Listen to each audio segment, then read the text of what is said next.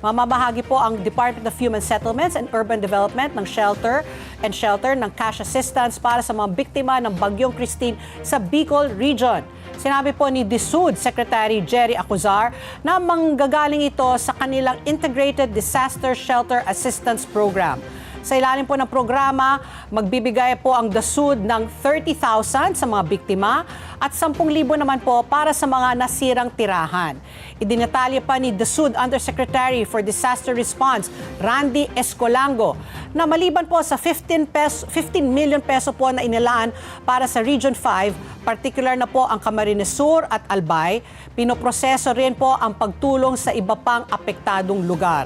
Ipapatupad naman po ang 1-month moratorium para sa mga biktima ng bagyo na may mga outstanding housing loans.